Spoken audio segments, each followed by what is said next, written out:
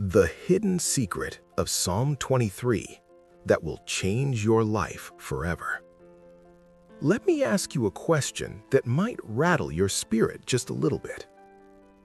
How many times have you recited the words of Psalm 23, hoping for a little bit of comfort, but walking away feeling just as anxious as you were before? You've heard it at funerals. You've seen it printed on bookmarks. The Lord is my shepherd. But here is the hidden secret that millions of people miss. You've been reading it like a lullaby, but it was written as a declaration of war. Most people think Psalm 23 is a gentle poem about sitting in a meadow. But when David, the man who killed a lion and a bear with his bare hands, wrote these words, he wasn't thinking about a nap. He was describing his personal bodyguard. In the next hour, we are going to unlock a supernatural blueprint for living undefeated. We are going to see that this psalm isn't just about avoiding pain. It's about walking through the fire with an authority that makes the enemy tremble.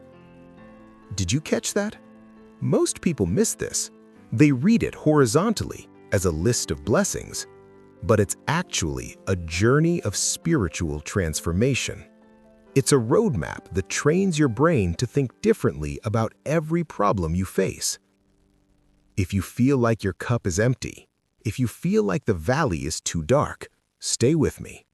By the time we reach the final verse, your perspective on God and your perspective on yourself will be changed forever. Chapter 1. The Identity Shift. The Lord is my shepherd. We begin with the first 4 words, but here is the secret buried in the Hebrew. Most of us approach God based on our circumstances. We say, "Lord, if you give me the breakthrough, then I'll know you are with me." But David starts with identity. He doesn't say, "The Lord gives me things." He says, "The Lord is." Before there is a single drop of water, before there is a single blade of grass, there is a relationship. Here is the psychological insight most people overlook. Peace does not come from a changed situation. Peace comes from a changed identity. When you know who leads you, you stop panicking about where you're going. Think about a shepherd in biblical times. They weren't gentle caretakers. They were warriors. They were professional protectors armed with clubs and slings. When David calls God his shepherd, he's saying, "God is my personal bodyguard." Here is the hidden secret. You are exhausted because you are trying to be your own shepherd. You are trying to protect your own reputation, your own finances, and your own future. Practical life application. 1. The resignation. Right now, in your heart, resign as the manager of the universe. 2. The I am owned mindset. Remind yourself every hour, I am not my own. My problems belong to the one who owns me. 3. The voice check. Stop listening to the wolves of anxiety and start listening for the whistle of the shepherd. Relationship before provision. Did you catch that? Chapter 2. The order is not accidental. Look at the structure. It's a progression of trust. Provision, rest, peace, restoration, direction. Most people miss this. You cannot get to direction if you haven't first experienced rest. Think about feeling lost, begging God for a sign, but all you feel is silence. It might be because you're too loud, you're too restless, you're trying to run a marathon on an empty soul. But look at the shepherd's strategy. He makes me lie down. He leads me beside still waters. Then he restores my soul. In the Hebrew, that phrase, "makes me lie down," is intense. It suggests that the shepherd knows the sheep is too agitated to realize it's about to collapse. Sometimes the setback in your life The job you didn't get, the relationship that ended, is actually God forcing you to lie down because your nervous system is on the verge of breaking. The hidden secret. God is more interested in your restoration than your production. He isn't a factory foreman, he's a shepherd. He knows that if he gives you the direction you're asking for while your soul is still fractured, you'll just break down on the new path. Chapter 3. The valley comes after restoration. Now, listen closely. This is where most people get confused and lose their faith. The valley of the shadow of death comes after the green pastures. Why would a good shepherd lead a restored sheep into a dark, terrifying canyon? Most people think, if I'm in a valley, I must have done something wrong. God must be punishing me. No. Here is the major insight. Valleys are not punishment, they are promotion. The shepherd prepares you before he tests you. He fills your cup in the green pastures so that you have enough spiritual fuel to survive the darkness. If you are in a valley right now, it isn't proof that God has left you. It's proof that He has prepared you. He wouldn't have led you there if He hadn't already given you what you need to survive it. Practical life application. 1.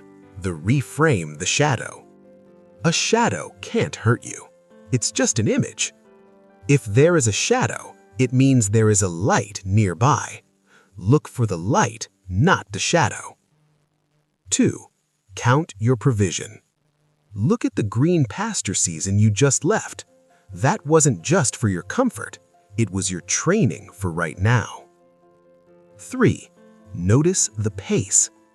David says walk through. He doesn't say run through. Don't let the darkness make you panic. Just keep pace with the shepherd. Chapter 4. The pronoun shift. The detail everyone misses. Here is the deepest secret in the entire psalm. Pay attention to the grammar because it reveals the heart of God. In the first 3 verses, David talks about God. He makes me lie down. He leads me. But the moment he steps into the valley, the language shifts. For you are with me. Did you catch that? When life is easy, when the sun is out and the bank account is full, we talk about God. We have information about Him. We have theology. But when the lights go out, when the medical report is bad, when the heart is shattered, theology becomes intimacy. The valley turns information into relationship. The hidden secret. The valley is the only place where you stop saying he and start saying you. God doesn't want to be a concept in your life. He wants to be your companion. He allows the shadow not to scare you, but to bring you so close that you can hear His heartbeat. In the dark, you don't need a sermon. You need the presence. The valley is where the God of the Bible becomes my God. Chapter 5. The rod and staff. Defensive authority. Your rod and your staff, they comfort me. Let's be real. A club and a pole don't sound comforting. But to a sheep, they are the most beautiful sights in the world. The rod was a short, heavy weapon. The shepherd used it to fight off lions. It represents defensive authority. It's the reminder that God is fighting for you against enemies you can't even see. The staff was the long pole with the hook. The shepherd used it to pull sheep back when they wandered towards a cliff. It represents directional guidance. Here's the deeper truth. If you only want the God who fights your enemies, the rod, but you reject the God who corrects your path, you don't want a shepherd, you want a servant. We find comfort in the rod because it means we are safe, but we find comfort in the staff because it means we are aligned. Here is the hidden secret. Love does both. Love protects and love corrects. Are you resisting the tug of the staff today? Don't. That tug is what keeps you off the rocks. Chapter 6. The table in the presence of enemies. You prepare a table before me in the presence of my enemies. This verse blows my mind every time. Most of us pray, Lord, take away my enemies. Lord, make the people who hate me go away. But God says, no, I'm going to keep the enemies right there, but I'm going to change your position. Notice the imagery. You are sitting. You only sit to eat when you are in total